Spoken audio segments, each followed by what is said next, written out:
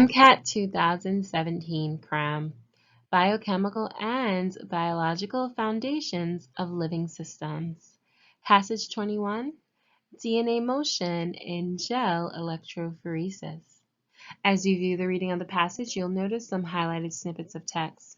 What I want you to do is garner meaning from these specific selections in order to answer the questions that follow. Good luck and happy reading. Paragraph 1. Gel electrophoresis is a commonly used method to separate DNA fragments. In classic gel electrophoresis, CGE, negatively charged DNA fragments are loaded, indicated here, into lanes in a block of agarose gel. A constant electric field, indicated here, is applied to the system, which causes DNA fragments to migrate, as indicated by the arrow, toward the opposite end of the block. DNA fragments are separated because shorter fragments can move through pores in the agarose gel more quickly than longer fragments. Groups of DNA fragments of the same length migrate together and can be visualized as bands in the gel, as pictured here. Okay. Figure 1. Schematic representation of CGE, that's classical gel electrophoresis. The arrow indicates the direction of net DNA migration. The dark bands in the gel represent groups of DNA molecules of identical length. A indicates the site of DNA loading, and B indicates the area through which DNA molecules migrate. All right? Paragraph 2. CGE, that's classic gel electrophoresis, can only separate DNA fragments between 5 and 20,000 base pairs in length. Pulse field gel electrophoresis, PFGE for short, is a powerful technique that can separate DNA fragments differing by as many as 106 base pairs. There are several variants of PFGE, all of which share the essential characteristic that the orientation of the electric field is abruptly changed thousands of times during the procedure. As the electric field changes direction, the DNA molecules reorient themselves before migrating in a new direction. Typically, smaller molecules are able to reorient themselves more quickly and therefore migrate farther. One currently available PFGE apparatus utilizes electrodes arranged in a hexagonal, so we have 1, 2, 3, 4, 5, 6, array in which each electrode can be controlled independently. The electrodes are turned on in alternating arrangements to produce straight, distortion-free lanes of DNA migration. All right. Figure 1. Example electrode array for PFGE. The small bars at the top of the block show where DNA loading would occur. A shows the relative electrode potentials when the negative 45-degree angle is activated. That's the negative 45-degree angle field. And B shows the relative electrode potentials when the positive 45-degree angle field is activated. All right? A researcher carries out PFGE, that's pulse field gel electrophoresis, on a sample of DNA that can be visualized in 2 bands after a period of time. So let's isolate this region right here and pretend that they're talking about this.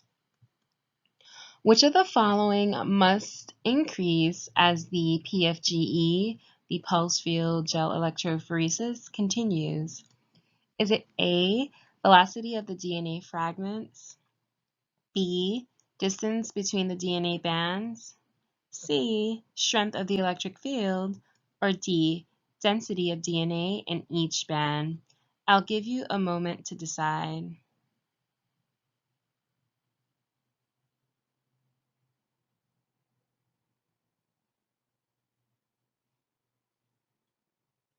All right. Okay, so let's break this down. All of the DNA is loaded at the same place. So if the samples have separated into two distinct bands later on in the process, it's because one group of molecules has traveled faster than the other, okay? And as time goes on, the faster DNA will continue to get further away from the slower DNA band, okay? Therefore, what must necessarily be true is the distance between the DNA bands will increase. The velocity could be slowing down, although they're spreading further apart. So although a lot of people would choose this doesn't necessarily have to be true. You can be going at, let's say, 10 millimeters per second in one instance and then 5 in the next, but still, creating a wider gap. Okay? All right. A researcher tests a novel PFGE electrode array on a sample of DNA she hopes to analyze. Which quantity would help her determine if this electrode array would function well for this sample and other similar samples? Would it be A, instantaneous speed of a DNA molecule in the PFGE? Would it be B, instantaneous velocity of a DNA molecule in the PFGE? Would it be C, average speed of a DNA molecule in the PFGE?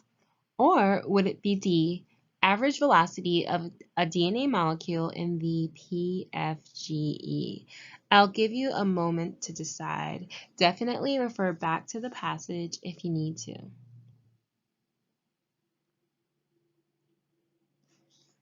All right, let's move along. So what the passage does say is that for pulse field gel electrophoresis to be successful, electric fields must cause, quote, straight distortion-free lanes of DNA migration. This is mentioned towards the end of paragraph 3. So to verify that this electrode array works, we would need to know the direction of DNA migration. So already you can kind of eliminate two answer choices. Speed doesn't include direction, so it would not help us decide if the novel electrode array is helpful. Okay, so we can eliminate answer choices A and B. Additionally, from basic physics and kinematics, you know that speed is based on distance traveled, which is impossible to determine for a DNA molecule that is moving both back and forth. So, yeah, this happens as the electric field changes. So, we could apply the same logic to instantaneous velocity in answer choice B. Knowing the instantaneous velocity of DNA would not be helpful since the instantaneous velocity will change as the electric field changes throughout the course of the pulse field gel electrophoresis, okay? So knowing the average velocity of DNA would provide the most useful information about both the speed and the direction of the DNA molecule during the entire course of the PFGE session. This would tell a researcher if the electrode array worked well or not. All right, okay.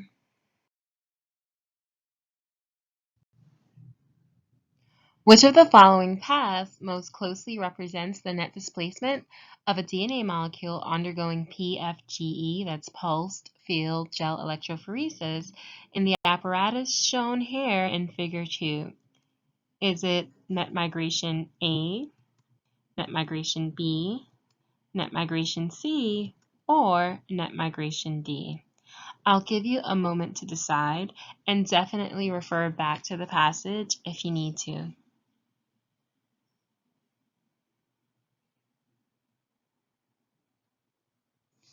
All right, let's move along. Okay, so the passage mentions that DNA is negatively charged, and for most of you who do have knowledge of gel electrophoresis, you'll understand that the DNA is isolated, so that it's negatively charged, or just in general it is because of that phosphate backbone, the sugar phosphate backbone to be specific. So it's going to move downward and diagonally away from the negative electrode, okay, in both directions. So downward and diagonal towards the positive electrode, okay, in a diagonal direction. And the passage also says that in PFGE, the orientation of the electric field changes periodically. This means that the actual DNA molecule is going to change direction multiple times. It's almost like you're confusing it. Poor DNA. So in this changing of direction of the electric field, the actual DNA molecule will move like backwards and forwards, back and forth, not backwards and forwards, several times in the direction of the two electric fields, okay? So this lateral going to and fro is going to eventually cancel, causing the net migration to be downward in a straight path, all right? So this was a tough one, but the correct answer choice is answer choice A. In the PFGE, that's pulsed field gel electrophoresis, an apparatus shown here in figure 2, what could be a direction of the net displacement vector of a DNA molecule when the negative 45-degree pulses run for a greater time than the positive 45-degree pulses? Is it going to be A, negative 45 degrees, B, negative 20 degrees, C, 0 degrees, or D, 20 degrees? I'll give you a moment to decide. Definitely press pause if you need to, as well as refer back to the passage for any evidence you may feel will support selecting the correct answer choice. All right, let's get into this. Okay, so let's break this down step by step. We're going to use figure 2 here to establish an axis for ourselves, okay? So 0 degrees would be perfectly downwards, like so, okay? Negative 45 degrees would be downward and to the left, as indicated here, and positive 45 degrees would be downward and to the right, as indicated here. So under normal PFGE conditions, when the negative 45-degree pulses are run for the same amount of time as the positive 45-degree pulses, the DNA is displaced downward 0 degrees, like so, okay? So obviously answer choice C we can eliminate, as well as answer choice A, okay? The reason why it's displaced perfectly downwards is because the lateral components cancel each other out. So when the negative 45-degree pulses are run for a greater amount of time than the positive 45-degree pulses, the DNA displacement will be more towards the negative 45-degree pulses, but not completely because there are still positive 45-degree pulses. So the only number between 0 and negative 45 is going to be negative 20 degrees, okay? So the correct answer choice is B, negative 20 degrees. All right?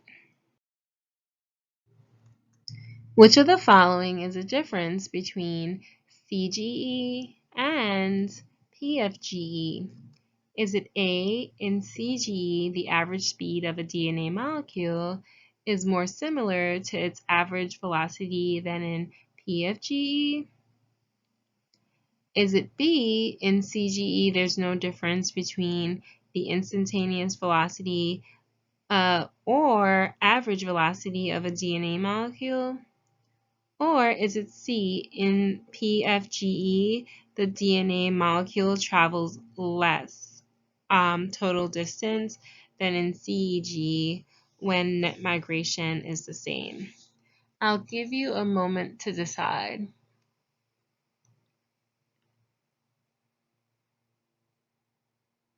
All right. Okay, so let's break this down little by little. So speed is equal to distance divided by time, and velocity is the result of displacement divided by time, okay?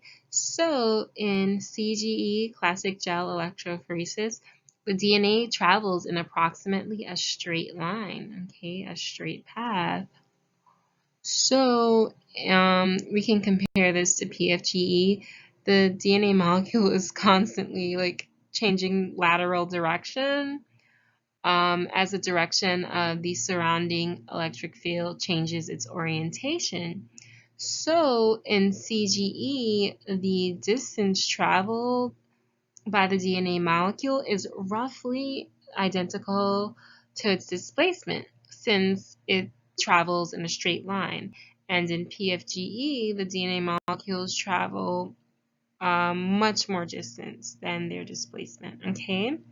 Therefore, one difference between CGE and PFGE is that in CGE, the average speed of a DNA molecule is more similar to its average velocity. Okay?